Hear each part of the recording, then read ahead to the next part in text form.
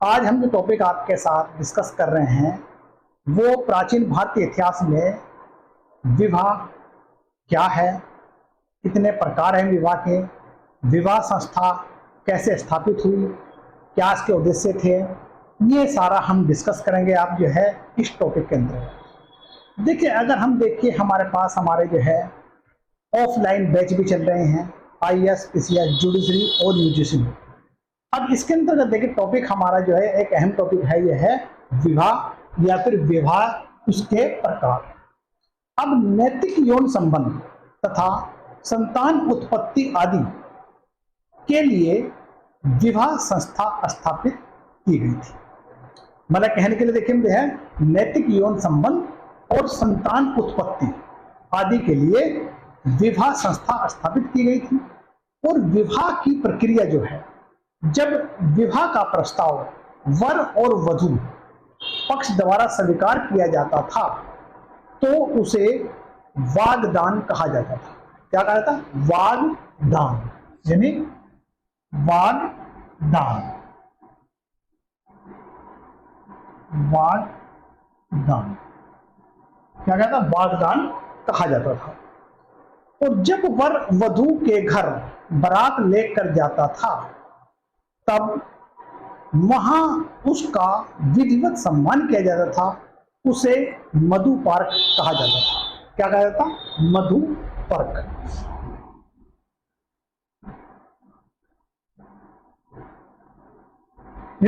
मधुपर्क क्या था? देखिए आप जो है जब मतलब जो है वर जो है वधू के घर बारात लेकर जाता था तब वहां उसका विधिवत सम्मान होता था, तो उसे मधुपर्क कहते थे। यानी कि मतलब जो है वर वधू जब एक दूसरे के समक्ष लाए जाते थे तो उसे परस्पर समीक्षण कहते थे। यानी कि जब वर और वधू एक दूसरे आते थे उसे परस्पर समीक्षण कहते थे। अब इसके बाद कन्यादान होता था। विवाह में अग्नि के समक्ष 7 फेरे लगने के साथ ही 30 संस्कारों का संपन्न होते थे या 30 संस्कार संपन्न होते थे। अब देखिए मैंने देखिए आपको बताया, आपको जो है वागदान क्या है, मधुपर्क क्या है या फिर परस्पर समीक्षण क्या है। अब इसी प्रकार देखिए हमारे जो है, देखिए अब जो हम बात करते हैं विवाह। विवाह मतलब देखिए हमारा जो है इसके प्रकार। देखिए विवाह हिंदू समाज में 8 प्रकार के विवाह का प्रचलन था।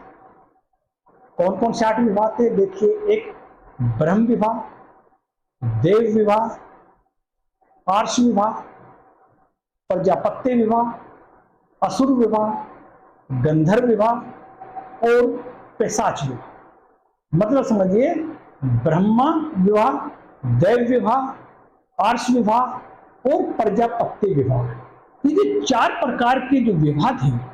अब इसमें देखिए मतलब जो है ये अच्छे माने जाते थे, ये फिर हम कह सकते हैं। और बाकी जो है हमारे जो है गंधर्व, असुर, राक्षस और मतलब जो है हमारा जो है 4th बनता है हमारा मतलब जो है पैशाच, ये विवाह अच्छे नहीं माने जाते। फिर भी देखिए अगर हम ब्रह्म विवाह की बात करते हैं, ब्रह्म विवाह में यह सर्वश्रेष्ठ विवाह माना जाता था। ब्रह्म विवाह को सबसे अच्छा विवाह जाता है।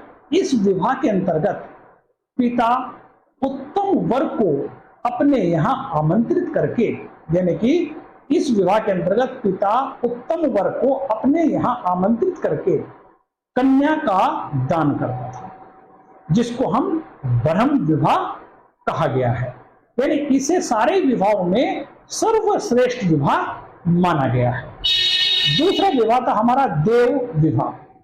अब देव विवाह में देखिए इसमें कन्या के विवाह के लिए पिता एक यज्ञ का आयोजन करता था। देखिए देव विवाह में क्या करते थे, कन्या के विवाह के लिए पिता जो है एक मतलब जो है यज्ञ का आयोजन करता था, और जो व्यक्ति उस यज्ञ को संपन्न करता था उसी के साथ कन्या का विवाह होता था। मतलब समझे देव विवाह में क्या है, देव में कन्या का जो मतलब विवाह के लिए कन्या का जो पिता एक यज्ञ का आयोजन करता था और जो व्यक्ति उस यज्ञ को संपन्न करता था उसी के साथ कन्या का विवाह होता था, जिसे देव विवाह कहा गया है। वहीं पर देखिए आर्ष विवाह। आर्ष विवाह में क्या है, देखिए आप जो है आर्ष विवाह में जब कन्या का पिता वर से एक जोड़ी बैल या गायें लेकर कन्यादान करता था, तब वह विवाह आर्ष विवाह कहलाता था। मतलब देखिए आर्ष विवाह में क्या है, जब कन्या का पिता वर से एक जोड़ी बैल या गायें लेकर कन्यादान करता था, ठीक है, तो वह आर्ष विवाह कहलाता था। चौथा विवाह जो था हमारा वो प्रजापत्य विवाह। देखिए प्रजापत्य विवाह में वर की विधि पूर्वक पूजा करके कन्यादान किया जाता था, मैंने एक सिस्टमेटिक वे में होता था। अब देखिए यहां पर पांचवा जो विवाह है हमारा वो है असुर विवाह। असुर विवाह में कन्या के माता पिता को धन देकर कन्या खरीदी जाती थी। देखिए ध्यान रखिए असुर विवाह में मतलब जो है कन्या के माता पिता को धन देकर कन्या खरीदी जाती थी, अर्थात विवाह के लिए वर पक्ष द्वारा मूल्य चुकाया जाता था। यानी विवाह कर जाए तो उसमें जो वर्ग है वर पक्ष जो है उस कन्या का मूल्य चुकाता था। ऐसे विवाह के उल्लेख वैदिक काल से ही मिलते हैं और ऐसे व्यक्ति जो इस प्रकार का विवाह करता था उसे विजया माता कहा जाता था, यानी विजया माता कहा जाता था। अब देखिए मतलब देखिए हमने आपको जो है 5 विवाह बताए। छठा जो विवाह था हमारा वो था गंधर्व विवाह। गंधर्व विवाह को हम जो है प्रेम विवाह या लव मैरिज भी कह सकते हैं। अब देखिए गंधर्व विवाह मन्नु के अनुसार गंधर्व विवाह सभी विवाहों के लिए धर्म सम्मत था। वात्सायन ने इसे सर्वश्रेष्ठ विवाह कहा। मैंने जो है गंधर्व विवाह में वर और वधु एक दूसरे को देखकर जान पहचान करके प्रेम करके अनुराग करके तब विवाह करते थे, उसे कहते थे गंधर्व विवाह की बात हो रही है। वहीं पर देखिए हमारा 7वां जो विवाह था वो था राक्षस विवाह। अब राक्षस विवाह में क्या था, जब किसी कन्या का जबरदस्ती अपहरण करके यानी किडनैप करके उससे विवाह किया जाता था तो उसे राक्षस विवाह कहा जाता था। मतलब किसी कन्या को अपहरण करके उससे जो विवाह किया जाता उसे राक्षस विवाह कहा जाता था। वहीं पर देखिए पिशाच विवाह। पिशाच विवाह में सबसे निम्न कोटि का विवाह माना गया है या माना जाता है। जब किसी सोई हुई या मदहोश नशे में या विविक्त स्त्री के से व्यक्ति संसर्ग करता है तब वह पिशाच विवाह माना जाता है। देखिए मैंने ये 8 प्रकार के विवाह बताए। 8 प्रकार कौन कौन से बताए मैंने, देखिए आपको देखिए अभी देखिए आप सबसे पहले देखिए मैंने आपको बताया है आपको ब्रह्म विवाह, देव विवाह और उसके बाद देखिए हमने बताया आपको आर्ष विवाह और प्रजापत्य विवाह, असुर विवाह, गंधर्व विवाह, राक्षस विवाह, पिशाच विवाह। अब देखिए ये विवाह हमने 8 प्रकार के डिस्कस करे आपके साथ। वहीं पर देखिए विवाह के 2 वर्ग होते थे। कितने वर्ग होते? 2 वर्ग, एक अनुलोम विवाह और एक प्रतिलोम विवाह। वर्ग कितने थे? देखिए वर्ग थे इनके हमारे इनके 2 वर्ग थे। 2 वर्ग कौन से थे?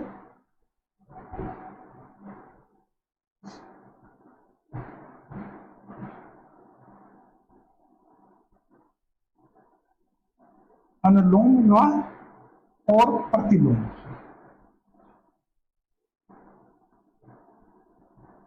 प्रतिलोम विवाह। अब देखिए अनुलोम विवाह क्या था, देखिए अनुलोम प्रतिलोम। देखिए अनुलोम विवाह में ऊंचे वर्ण के पुरुष होता था और उससे नीचे वर्ण की स्त्री होती थी, यानी कि वर या पुरुष का ऊंचा वर्ण होता था, स्त्री का नीचा वर्ण होता था। इनके बीच में जो विवाह होता था या जो विवाह संपन्न होता था उसे हम अनुलोम विवाह कहते हैं। मतलब अनुलोम में पुरुष का वर्ण ऊंचा, स्त्री का वर्ण नीचा, दोनों को मिलकर जो विवाह होता था उसे अनुलोम विवाह। प्रतिलोम अनुलोम की विपरीत है। कैसे?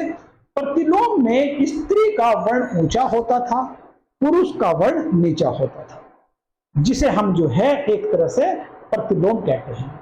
देखिए अनुलोम विवाह में देखिए आप जो है, मान लीजिए ब्राह्मण का जो वर पुरुष है और मतलब वैश्य या अक्षत्रिय स्त्री है, इन दोनों का जो विवाह हो रहा है, मिलन हो रहा है, तो इसमें अनुलोम विवाह है। वहीं पर देखिए प्रतिलोम विवाह में ब्राह्मण स्त्री है और नीचे अक्षत्रिय या वैश्य पुरुष है, इन दोनों का विवाह जो है वो प्रतिलोम है। मतलब अनुलोम में क्या है, पुरुष का वर्ण ऊंचा, स्त्री का वर्ण नीचा, दोनों के बीच में अनुलोम विवाह। प्रतिलोम में स्त्री का वर्ण ऊंचा और पुरुष का नीचा, इसमें जो है प्रतिलोम विवाह होता है।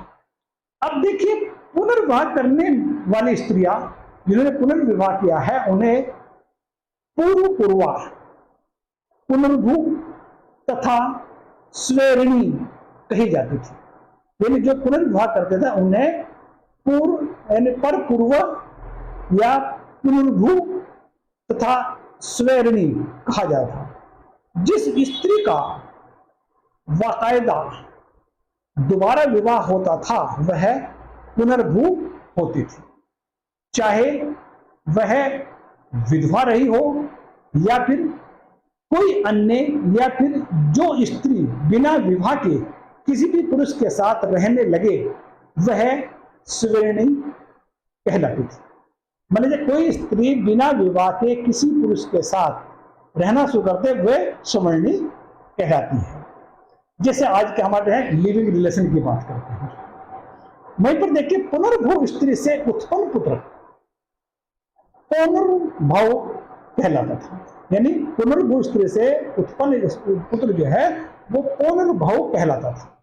अब देखिए हमारे बात करते हैं बोधायन में पुनर्भू के 7 प्रकार बताए गए हैं।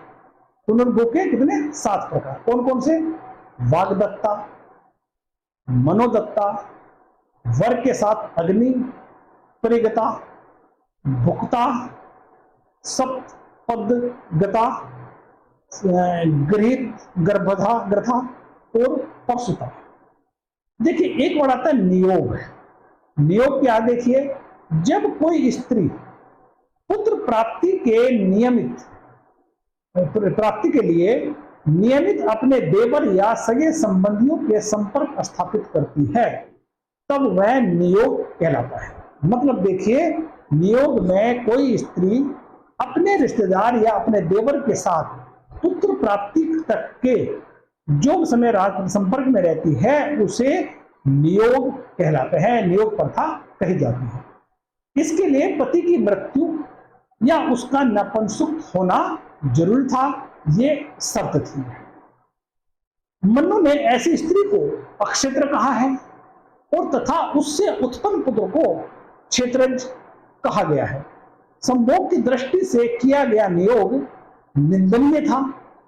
ऐसे उत्पन्न पुत्र को जारज कहा गया है। देखिए जो है इसमें तो देखिए मैंने विवाह के प्रकार इसमें संबंधित जो शब्द है वो डिस्कस किए हैं। बाकी जो है नेक्स्ट क्लास में नेक्स्ट टॉपिक के साथ फिर मिलेंगे।